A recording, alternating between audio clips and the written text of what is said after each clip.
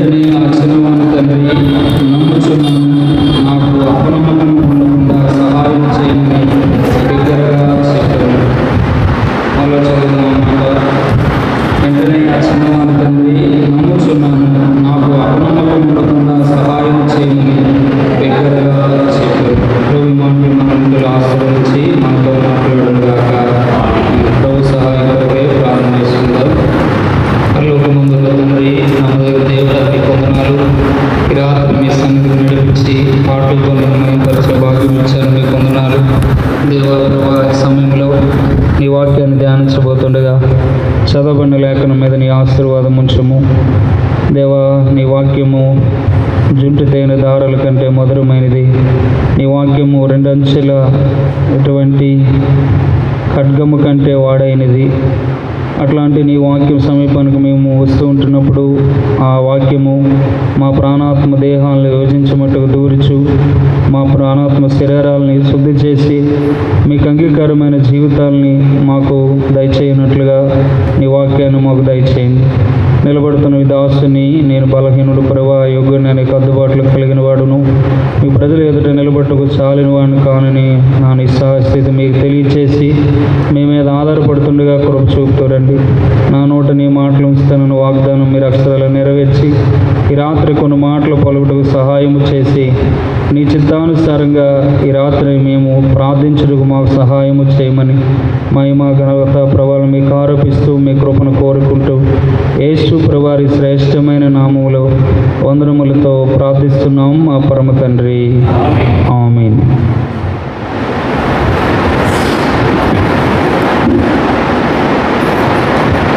ఇక్కడ మనం చదివినటువంటి భాగం ఒక వ్యక్తి యేసు ప్రభువారితో చెప్తూ ఉంటున్నాడు. ఏమంటూ ఉన్నాడు ఆయన? వెంటనే ఆ చిన్నవాని తండ్రి, నమ్ముచున్నాను, నాకు అపనమ్మకం ఉండకుండా సహాయము చేయమని బిగ్గరగా చెప్పాను. ఫుట్నోట్లో ఏముంది? ఒకటైన వేసి కన్నీళ్లు విడిచచ్చు అంటే ఇక్కడ ఒక పిల్లవాడు తండ్రి ప్రభు దగ్గరికి వచ్చాడు. ప్రభు కంటే ముందు ఆయన శిష్యుల దగ్గరికి వచ్చాడు. ఆ పిల్లవాడికి దెయ్యం పట్టి బాధపడుతూ ఉన్నాడని.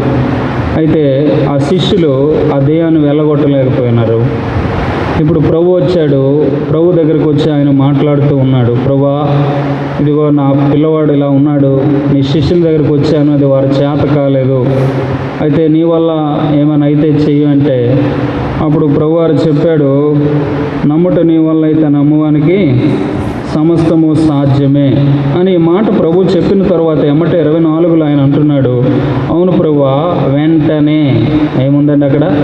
వెంటనే ఆ చిన్నవాడు తండ్రి, నమ్ముచున్నాను, అయితే నాకు అపనమ్మకము కలగకుండా నీవు నాకు సహాయము చేయి.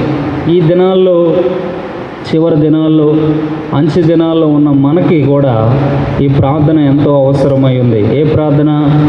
నమ్ముచున్నాం ప్రభువా, మా నమ్మకము లేదా మా విశ్వాసము తప్పిపోకుండా ఉండుటకు మాకు సహాయం వచ్చేది కదండి. దేవుని దగ్గరికి రావటానికి మనకు ప్రాథమికమైనటువంటిది ఏంటి అంటే విశ్వాసం. ఒకవేళ అదే విశ్వాసములో మనం తప్పిపోతే, అదే విశ్వాసములో మనం తొలగిపోతే దేవుని దగ్గర మనం ఏది పొందుకోలేము. ఎందుకంటే ఎబ్రీ 11:6 ప్రకారంగా విశ్వాసము లేకుండా దేవునికి ఇష్టలై ఉండుట అసాధ్యం. తన దగ్గరకు వచ్చేవారు తాను ఉన్నాడని, తను వెదుకువారికి ఫలము దయచేవాడు అని నమ్మవలను కదండి. అనేక సార్లు మనం విశ్వసిస్తూ ఉన్నాము. అయితే ఆ విశ్వాసము ఎక్కడైనా అపనమ్మకం వస్తే చాలా ప్రమాదం ఉంది. అందుకనే మనము కూడా మా అనుదిన జీవితంలో ప్రతి దినము కూడా ఈ ప్రార్థన, ఈ సహాయాన్ని దేవుని దగ్గర అడగాల్సిన వారంగా ఉన్నాం. ప్రభువా, మరొక నూతన దినం ఇచ్చావు. ఈ దినము కూడా నీపైన నాకున్న నమ్మకము తప్పిపోకుండా కదండి. ఆరంభ దినాల్లో ఒకలాగా ఉంటాం, మధ్య దినాల్లో ఒకలాగా, చివరి దినాల్లో ఒకలాగా. అందుకని ప్రభు వారు కూడా అన్నారు, మనిషి కుమారుడు భూమి మీదకి వచ్చినప్పుడు భూమి మీద విశ్వాసము కనుగొనునా అంటే ఎందుకు ఆ మాట అనాల్సి వచ్చిందంటే, ఒకవేళ ఆ విశ్వాసం ఆ దినానికి ఉండదేమో అని ఆయన కూడా చెప్తూ వచ్చారు. మనం చాలామంది భక్తుల జీవితాల్లో కూడా చూస్తే విశ్వాసము, వారు విశ్వాస వీరులైనప్పటికీ చూడండి, ఇప్పుడు మనం ఎబ్రిల్కి రాసిన పత్రిక 11వ అధ్యాయం అంతట్లో చూస్తే ఎంతమంది విశ్వాస వీరులు ఉన్నారు అక్కడ? ఏమండి, చాలా విశ్వాస వీరులు ఉన్నారు. అబ్రాహాం మొదలుకొని ఇస్సాకు కానీ, యాకోబు కానీ, దావీదు కానీ ఎంతోమంది విశ్వాస వీరులు ఉన్నారు. అయితే 12వ అధ్యాయంలోకి వచ్చేసరికి మొదటి వచనంలో ఏం చెప్పాడండి? ఇంత గొప్ప సాక్షి సమూహం మన మీద ఉన్నప్పటికీ కూడా మనం ఏం చేయాలంట? చూడాల్సింది వాళ్ళ వైపు కాకుండా విశ్వాసానికి కర్త, దాన్ని కొనసాగించేవాడైనా యేసు వైపే చూడండి. ఎందుకు ఆ మాట చెప్పాడు అంటే, అబ్రహాము విశ్వాసులకు తండ్రి, అబ్రహాము దేవునికి స్నేహితుడు. అయినా కానీ అబ్రహాము విశ్వాసంలో తప్పాడా లేదా? అబ్రహాం విశ్వాసంలో తప్పాడా లేదా? ఒకసారి కాదు, 2 సార్లు కాదు, అబద్ధం ఆడుతూ వచ్చాడు అబ్రహామే. ఆ అబద్ధము సామాన్యమైన అబద్ధము కాదండి. తన కట్టుకున్నటువంటి భార్యనే ఈమె నా భార్య కాదు, ఈమె నా చెల్లి అని చెప్పాడు. ఆ మాట చెప్పడానికి తెగించడం మాత్రమే కాకుండా ఆమెని తన ప్రాణాన్ని కాపాడుకోవడానికి అవసరమైతే ఆమెని చెరపట్టడానికైనా ఇష్టపడిపోతూ వచ్చాడు. అంత మాత్రం తాగాడంటే కాదు. కరువు వచ్చిందని ఐగుప్తు దేశానికి, దేవుడు ఉండమన్న దేశానికి కాకుండా వేరే దేశానికి కూడా అబ్రహాము వెళ్తూ వచ్చినాడు. అంటే చూడండి, అట్లాంటి విశ్వాసపు వీరులైన వారిలో కూడా ఏముంది? కొన్నిసార్లు అవిశ్వాసం వచ్చే ప్రమాదం ఉందని, అందుకు వారెవరిని కాకుండా యేసు ప్రభువారినే చూడమంటూ వచ్చాడు. మనం అలాగ చూస్తే విశ్వాస వీరులు ఇసాకు ఉన్నాడు. తరువాత ఇసాకు కూడా విశ్వాసంలో తప్పాడంటే తప్పినాడు. ఇసాకు తన పిల్లల విషయంలో ఆయన విశ్వాసం సరిగా లేదు. పెద్దవాడిని ఒకలాగా, చిన్నవాడిని ఒకలాగా చూడాలనుకున్నాడు. ఇసాకు తిండిపోతులాగా మారాడు. ఇసాకు తన భార్య కలిసి చిన్న కుమారుడి మీద ప్రేమ చూపించాలని ఆశ కలుగుతూ వచ్చినారు. సో ఇట్లాంటి అనేకమైనటువంటి లోపాలు విశ్వాస వీరుల్లోనే ఉన్నాయి. కనుక మనలో కూడా ఒకవేళ విశ్వాసం ఎక్కడైనా సన్నగిల్లడం కానీ విశ్వాసంలో తప్పిపోయే ప్రమాదం ఉంది కనుక మనము కూడా నిత్యము ఈ ప్రార్థన చేయాలి. ప్రభువా, నిన్ను నమ్ముకున్నాను, నీపైన నేనుంచిన నమ్మకం ఎప్పుడూ తప్పిపోకుండా నాకు సహాయము చేయండి. ఆ విశ్వాసాన్ని చూడండి, అపోస్తలులే అడిగారంట. చూడండి, లూకాసు వార్త 17వ అధ్యాయం 5వ వచనం. లూకాసు వార్త 17. మా విశ్వాసము వృద్ధి పొందించుమని ప్రభువుతో చెప్పగా, అపోస్తలులు అంటే ఎవరండి? యేసు ప్రభువారితో పాటు ఉన్నటువంటి ఆ 12 మంది ఏమడిగారంటే దేవుణ్ణి, అయ్యా మా విశ్వాసము వృద్ధి పొందించు. అసలు అట్లాంటి వాళ్ళ విశ్వాసమే వృద్ధి పొందాలి అంటే ఇంకా మన విశ్వాసం ఏనాడు? చూడండి, వాళ్ళు ఎట్లాంటి కార్యాలు చూశారండి. ఏమండి, యేసు ప్రభువారు నీళ్ళ మీద నడిచి రావడం చూశారు. 2 రొట్టెలు 5 చేపలు 5,000 మందికి పంచడం చూశారు. ఎంతోమందిని బాగు చేయడం చూశారు. కుంటివారిని చూపు పొందుకోవడం చూశారు. చనిపోయిన లాజర్ని బ్రతికించడం చూశారు. ఇలా ఇన్ని విశ్వాస కార్యాలు వాళ్ళు చూసిన వారే, అయ్యా మా విశ్వాసం ఇంకా వృద్ధి పొందించు. ఎక్కడైనా తప్పిపోయారు కూడా, తప్పిపోలేదా? నేనెన్నడూ కూడా నీ కొరకు నా ప్రాణమైనా పెడతానని చెప్పినటువంటి పేతురే, ఆయన ఎవరో నాకు తెలియదని 3 సార్లు పొంకాడు. పరిశుద్ధాత్మ దేవుడు ఆయన ఒక్కడి గురించి ఎందుకు రాయించాడు కానీ మరి మిగతా వాళ్ళందరూ ఏమైనా మంచివాళ్ళు అంటే అందరూ కూడా పారిపోలేదా? ఆ రాత్రి గెస్సిమేని తోటలో వాళ్ళందరూ కూడా పారిపోలేదా? అందరూ పారిపోయినారు. మన దేశానికి వచ్చినటువంటి తోమా గారైతే ఇంకేమన్నాడండి? అసలు నేను ఆయన గాయాల్లో చేయబెట్టి చూస్తేనే కానీ నమ్మను.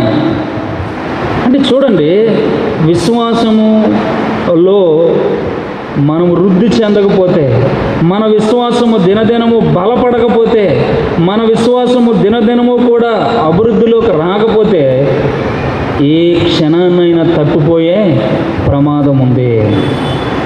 మన జీవితాలు దేవుని దగ్గర ఆశీర్వదింపబడాలంటే కారణమైన విశ్వాసమే చల్లగిల్లిపోతే, ఏమండి చూడండి, ఒక వ్యక్తికి వెంటిలేషన్ పెడతారు.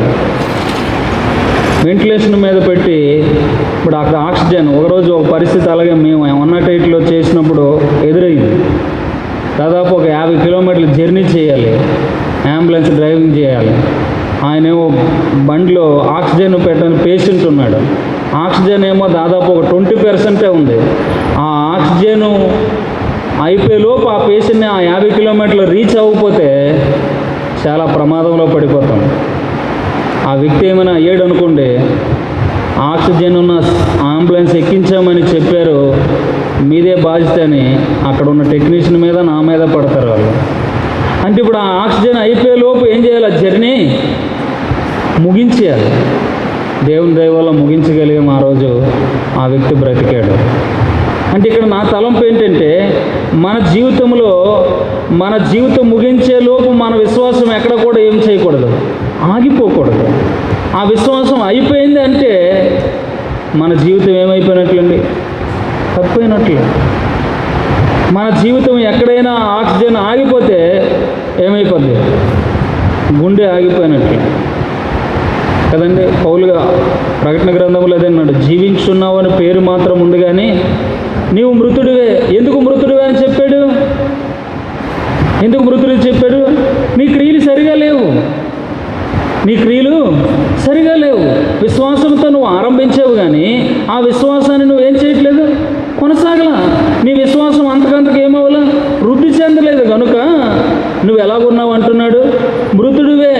అన్యుడి గురించి అన్నాడు ఆ మాట, అన్యుడి గురించి చెప్పారండి ఆ మాట. సంఘము గురించి, సంఘములో ఉన్న ప్రజల గురించి ఆ మాట చెప్తూ ఉంది. అందుకని ఈ రాత్రి మన భారం ఏంటి అంటే, ప్రభువా మా విశ్వాసాన్ని వృద్ధి పొందించాం, మా విశ్వాసం ఇంకా ఎక్కడ తప్పిపోకుండా మేము విశ్వాసంలో పరిస్థితులు అంటే వస్తాయి అనేక రకమైనవి, కానీ ఏ పరిస్థితులు ఎలా ఉన్నా విశ్వాసం మాత్రం ఎలా ఉండాలా? దృఢముగా ఉండాలి. ఆ విశ్వాసం దినదినము కూడా ఏం చేయాలి? వృద్ధి చెందుతూనే ఉండాలి.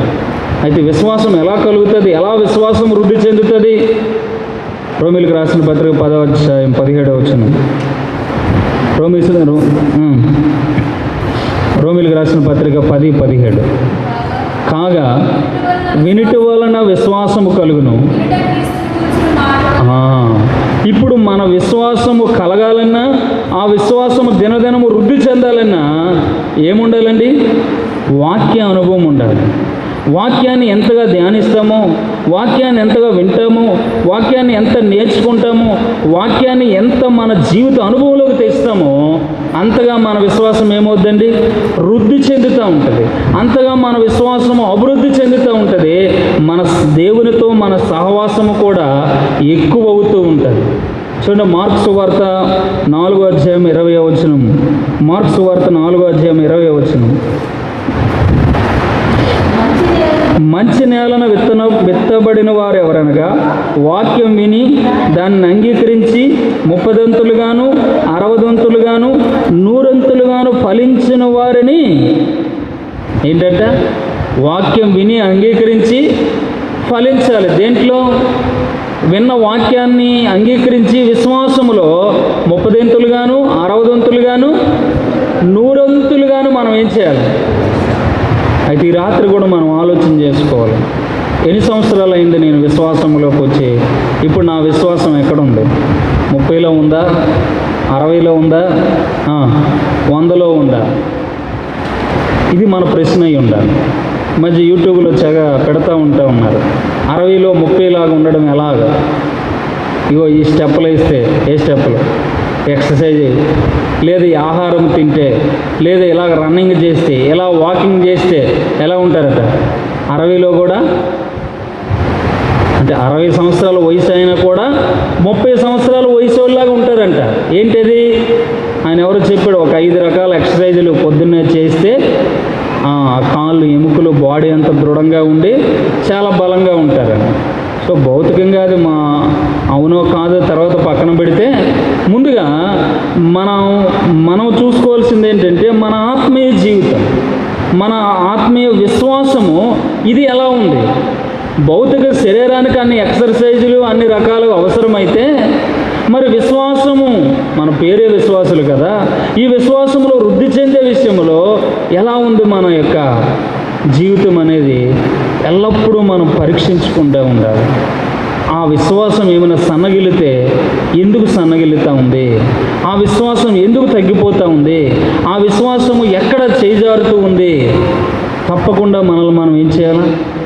పరిశీలన చేసుకొని ఆ ఎక్కడ తప్పిపోయామో, ఎక్కడ బలహీనపడ్డామో దానిని వృద్ధి పొందించమని ప్రభువుని మనం ఏం చేయాలా? అడిగేవారుగా ఉండాలి. ఆ తండ్రి అంటున్నాడు, ఆ తండ్రి వచ్చాడు దేవుని, ఆ యేసు ప్రభువారు శిష్యుల దగ్గరికే వచ్చాడు, శిష్యులు బాగు చేస్తారని తెలిసే వచ్చాడు, కానీ వాళ్ళ వల్ల చేతగాలేకపోయింది. ఒకవేళ నువ్వైనా చేస్తావో చేయలేమేమో అని ఆయన చెప్పంగానే ప్రభు అన్నాడు, అయ్యా నువ్వు నమ్మితే తప్పకుండా కార్యం జరుగుతుంది అని చెప్పంగానే వెంటనే అవిశ్వాసం కలగకుండా, అపనమ్మకం ఉండకుండా నాకు సహాయం వచ్చేది. ఇది మా అపనమ్మకము లేని జీవితమే విజయవంతమైన జీవితం. ఎందుకు అపనమ్మకము కలుగుతుంది లేదా విశ్వాసం సన్నగిల్లిపోవడానికి కారణాలు ఏంటి? ఒక రెండు చూసి వాటిలో ఉన్నటప్పుడు మన విశ్వాసం ఎక్కడైనా సన్నగిలుతుందేమో ఆ పరిస్థితులు బట్టి దేవుని ఎదుట మనం అడుగుదాం, ప్రభువా ఫలానా ఆ పరిస్థితి వచ్చేసరికి నా విశ్వాసం సన్నగిలిపోతుంది, ఇది నిజమే, ఇక మీదట ఆ పరిస్థితుల్లో నా విశ్వాసం సన్నగిల్లకూడదు, నాకు సహాయం చేయండి అని ప్రార్థించేవారుగా ఉందాం. మొదటి సంగతి చూడండి, యోహాను సువార్త 11:20. యోహాను సువార్త 11:20.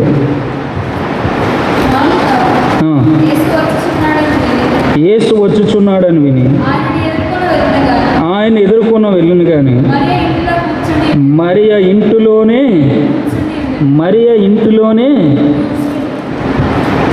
ఎప్పుడు మరియ ఇంటిలోనే కూర్చుంది?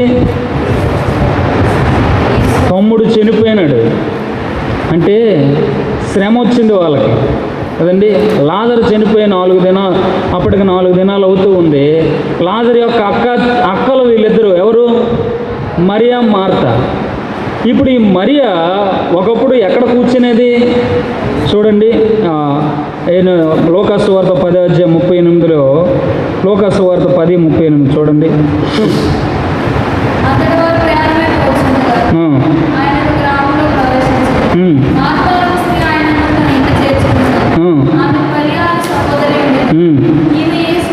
ఈమె యేసు పాదముల మీద కూర్చుండి ఆయన బోధ వినిచుండెను. శ్రమ రాకముందు మరియా ఎక్కడ కూర్చుందంట? యేసు పాదాల దగ్గర కూర్చొని ఆయన చెప్పింది వింటూ ఉందంట. ఆ చెప్పింది వింటుంది కనుక యేసు ప్రభువారు ఆమె గురించి ఏం చెప్పాడు? 41వ వచనములో, అందుకు ప్రభువు, మార్తా మార్తా, నువ్వు అనేకమైన పనుల గురించి విచారం కలిగి తొందరపడుచున్నావు, కానీ అవసరమైనది ఒక్కటే, మరియ ఉత్తమమైన దాన్ని ఏర్పరచుకొనును, అదే ఆమె వద్ద నుండి తీసివేయబడదని ఆమెతో చెప్పెను. అవసరమైనది మార్త చేస్తూ ఉంది, అది ఆమె దగ్గర నుంచి ఏం చేయబడదంట? తీసివేయబడదు. అంటే మార్త శ్రమ రాకమునుపు ప్రభు దగ్గర కూర్చొని వాక్యం వింటుంది జాగ్రత్తగా. ఆ వాక్యం ద్వారా విశ్వాసం ఆమెలో కలుగుతుంది కనుక ఆ విశ్వాసం ఆమె దగ్గర నుంచి తీసివేయబడదని ప్రభు చెప్తూ వచ్చాడు. అలాగనే ఆమె జీవించింది. ఇప్పుడు శ్రమ రాగానే యేసు ప్రభు వారు ఊర్లోకి వస్తూ ఉన్నాడు, వాళ్ళ ఇంటికే వస్తూ ఉన్నాడు అనేపాటికి మార్తేమో పరిగెత్తుకుంటూ వెళ్ళిందంట, మరియ మాత్రం ఎక్కడ కూర్చుంది? ఇంటిలోనే కూర్చోంది. అంటే ఆమె విశ్వాసం ఏమైపోయింది? సన్నగిల్లిపోయింది. ఇంటిలో కూర్చుండిపోయింది. ఆయన వస్తే ఏంటి, రాకపోతే ఏంటిలే, తమ్ముడు పోయిన తర్వాత ఆయన ఎప్పుడో వస్తే బాగుంది కదా, ఇప్పుడు వస్తున్నాడు ఎందుకు? ఏమండి, ఆ సందర్భం చాలాసార్లు ధ్యానించుంటాము. లాజరుకి బుద్ధి తేవడానికి, లాజరుని సంపూర్ణంగా రక్షణలోకి లాజరు జీవితం మార్చి ఆ బేతనీయ గ్రామంలో అనేకుల్ని దేవుని వైపు త్రిప్పడానికే ఆ మరణం అనుమతించాడు, కానీ కావాలని దేవుడు అనుమతించాడా? లేదు. అంటే చూడండి, కొన్నిసార్లు మన విశ్వాసం ఎప్పుడు సన్నగిల్లిపోద్దంటే శ్రమ రాగానే, బాధ రాగానే విశ్వాసం ఏమైపోద్దండి? చల్లారిపోతుంది. కానీ విశ్వాసం ఎప్పుడు కూడా ఏమవ్వకూడదు? చల్లారిపోకూడదు. అదే అడిగాడు ఆ తండ్రి, అయ్యా నేను నమ్ముచూ ఉన్నాను, అపనమ్మకము కలగకుండా నాకు, అవును శ్రమ వచ్చింది, శ్రమలో దేవుడు ఏమన్నాడండి? 91వ కీర్తన 15వ వచనం చదవండి. 91వ కీర్తన 15వ వచనం. అతడు నాకు మొరపెట్టగా నేను శ్రమలో నేను అతనికి శ్రమలో దేవుడు తోడై ఉండడని ఎవరు చెప్పారండి? విశ్వాసులుగా చాలాసార్లు శ్రమ రాగానే అల్లాడిపోతూ ఉంటాం. కానీ దేవుని వాక్యం చెప్తా ఉంది, అదే కీర్తన 50:15 కూడా అన్నాడు, ఆపత్కాలంలో నువ్వు నన్ను కూర్చొని మొరపెట్టు, నేను నీకు ఉత్తరం ఇస్తాను. అంటే శ్రమ రాగానే, బాధ రాగానే మన విశ్వాసం చంచలం అయిపోకూడదు. ప్రభు దగ్గరికి రావాలి. అయ్యా, ఎందుకు వచ్చింది ఈ శ్రమ, ఎందుకు వచ్చింది ఈ బాధ, ఎందుకు వచ్చింది ఈ పరిస్థితి, దీంట్లో నేను ఏమి చేయాలి, ఈ శ్రమలో నేను తొలగిపోకుండా, ఈ శ్రమలో నేను బలహీనుడు కాకుండా, శ్రమ దినాన నీవు కృంగునీయడలా చేతగాని వాళ్ళం అయిపోతాం. ఎందుకనంటే మన విశ్వాసం ఏమైపోద్ది? మనకున్న బలమే కదండి. ఇప్పుడు డాక్టర్ దగ్గరికి వెళ్ళంగానే ఓఆర్ఎస్ ప్యాకెట్లు ఇస్తారు ఈ యాసకాలంలో, జ్వరం రాగానే. ఎందుకు ఓఆర్ఎస్ ఇస్తారు?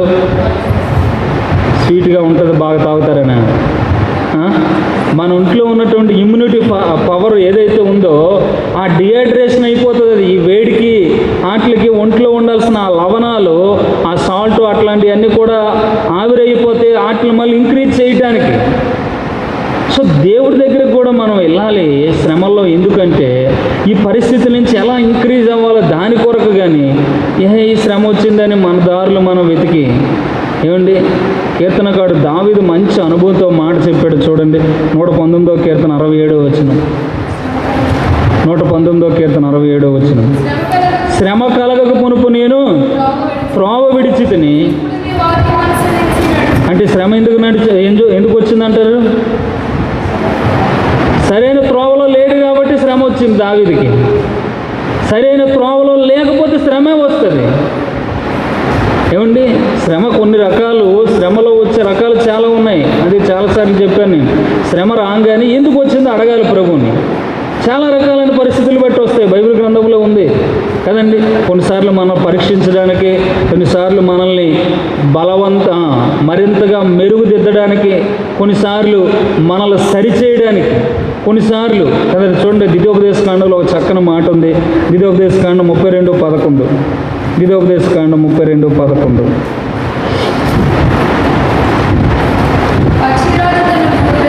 పక్షిరాజు తన గూడు రేపి తన పిల్లలపై అల్లాడుచు రెక్కలు చాపుకొని వాటిని పట్టుకొని తన రెక్కల మీద వాటిని మోయినట్లు యెహోవాని. పక్షిరాజు ఎవరి గూడు రేపిందంటే తన గూడే. ఆ గూట్లో ఎవరున్నారు? పిల్లలు ఉన్నప్పుడు తల్లి రేపొచ్చండి గూడుని. పక్షిరాజు గూడు ఎక్కడ ఉంటుంది? చాలా ఎత్తులో ఉంటుంది. పక్షిరాజు అంటే గ్రద్ద. అయితే మరి ఈ గ్రద్ద అంత ప్రేమతో పిల్లల్ని కాసి ఆ పిల్లల్ని పడిపోయేటట్లు ఆ గూడుకి ఏం చేస్తుందట? ఎందుకు చేస్తుంది అలాగా? ఆ పిల్లలు ఎగరడం రావాలి అంటే, ఆ పిల్లలకి ఆ రెక్కలు విప్పే అనుభవం రావాలంటే ఆ గూడు ఏమవ్వాలి? ఆ కంఫర్ట్ జోన్ ఉన్నంత వరకు అవి ఎగురుతాయా? ఎగరవు. అలాగే దేవుడు కూడా మనల్ని రేపుతాడు మన గూడే. ఎందుకు రేపుతాడంటే ఆ రేపి మనల్ని ఏం చేయడానికంట? కింద ఏముందండి అక్కడ? తన రెక్కలు చాపి ఏం చేస్తాడు? వాటిని పట్టుకొని తన రెక్కల మీద వాటిని మోయినట్లు. చూడండి, పడిపోతే ఏమవుద్దో ఆయనకు బాగా తెలుసు. అంత పైనుంచి ఆ పిల్లలు పడిపోతే ఏమవుతాయో తల్లికి తెలీదా? ఆ ఎగరలేని పరిస్థితుల్లో ఆ గ్రద్ద ఏం చేస్తుంది? 1 కొరింథీ 10వ అధ్యాయంలో కూడా ఉన్న మాట ఉంది. శోధన, చదవండి ఆ మాట. 1 కొరింథీ 10వ అధ్యాయం. సాధారణముగా మనుషులకు కలుగు శోధన తప్ప మరి ఏది మీకు సంభవింపలేదు. దేవుడు నమ్మదగిన వాడు, మీరు సహింపగలిగిన కంటే ఎక్కువగా ఆయన మిమ్మల్ని శోధింపబడనీయుడు. అంతేకాదు, సహింపగలుగుటకు ఆయన శోధనతో కూడా తప్పించుకున్న మార్గమును ఈ దేవుడు అర్థమైతే శ్రమలో కృంగిపోతామా? శ్రమలో ఆయన విడిచి నచ్చినట్టుగా ప్రవర్తించడానికి బయలుదేరుతామా? ఎప్పుడు కాదు ఆ పని. గూడు ఎందుకు రేపాడు అంటే ఆ రెక్కలతో నీవు ఎగరడం నేర్చుకోవాలి, ఆ రెక్కలతో మోయాలని. కనుక ఈ దినం విశ్వాసము చల్లగిల్లిపోయే పరిస్థితులు వస్తాయి శ్రమ రాగానే. అయితే ఆ శ్రమలో మనము మన విశ్వాసాన్ని చెల్లా చెదురు చేసుకోకుండా ప్రభువుకు ప్రార్థన చేసి, ప్రభువా ఈ శ్రమ ఎందుకు వచ్చింది? నన్ను పరీక్షించడానికి వచ్చిందా? నన్ను సంపూర్ణము చేయడానికి వచ్చిందా? ఇంకా దేని కొరకు ఈ శ్రమ నాకు వచ్చింది? నేను ఏవైనా మార్గాలు సరళం చేసుకోవాలా అని అడిగి ఆ శ్రమలో నుంచి తగినటువంటి శక్తిని దేవుని దగ్గర నుంచి పొందుకొని మన విశ్వాసాన్ని బలపరుచుకోవాలి తప్ప మన విశ్వాసాన్ని మరీ వలె ఏం చేయకూడదు, మార్చుకోకూడదు. మార్చుకున్నప్పుడే మనం బలహీనమైపోతాం. మార్చుకున్నప్పుడే దేవుని నుంచి వైదొలిగిపోయి దేవుని శక్తిని మనము పొందుకోలేము. కనుక ఆ తండ్రి ప్రార్థన చేసినట్టుగా మనము కూడా ప్రార్థన చేయాలి.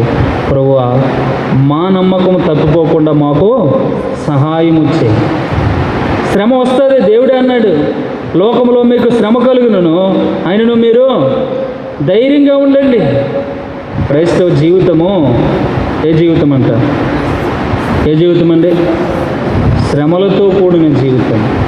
ఎందుకు శ్రమ, ఎందుకు బాధ అంటే మరింత 1 పేతురు 5:10 చెప్పాడు, తన నిత్య మహిమకు మిమ్మల్ని పిలిచిన సర్వకృపానిధి దేవుడు కొంచెము కాలము శ్రమపడిన వెంబట తానే మిమ్మల్ని ఏం చేస్తాడంట? పూర్ణులుగా చేసి స్థిరపరిచి. ఎప్పుడు పరిపూర్ణత వస్తుంది, ఎప్పుడు స్థిరత వస్తుంది, ఎప్పుడు బలం వస్తుంది అంటే కొన్ని శ్రమలు పడిన తర్వాతే. ఏమండి, ఎల్కేజీలో జాయిన్ అయిన వెంటనే ఎవడు కూడా ఐఏఎస్ ఆఫీసర్ అయిపోతాడండి. అలాగైతే మనం ఎల్కేజీ స్టూడెంట్కి అవసరమైతే 10 లక్షలను కట్టేస్తాం. ఐఏఎస్ అయిపోతాడంటే 10 లక్షలు ఏముంది, ₹1,00,000 కట్టేయచ్చు. ఏమండి, ఐఏఎస్ అయిపోయిన వెంటనే నుంచే వాడికి 2 లక్షలు జీతం అయినప్పుడు ₹1,00,000 కట్టడానికి ఏముంది? ఒక 5 సంవత్సరాలు తిరగగానే మన కోటి మనకు వచ్చేది కదా.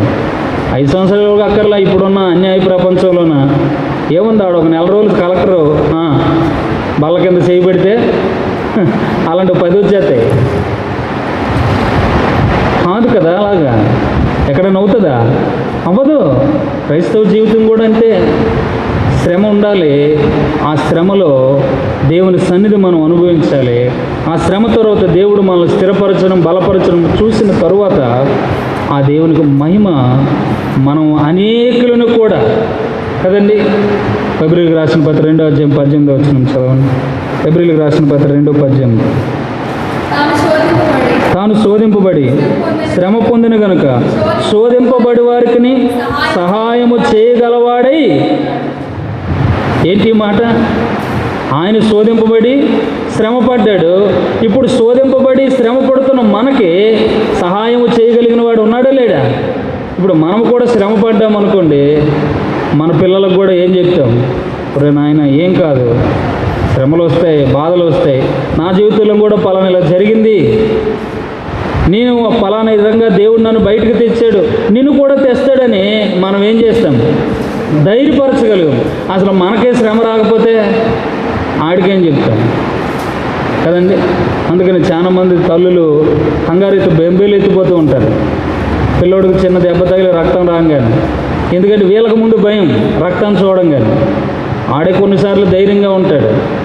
అంటే మనమే ఆ పరిస్థితిని చూసి భయపడిపోయినప్పుడు ఎదుటివారిని మనం ఎలా బలపరచగలుగుతాం?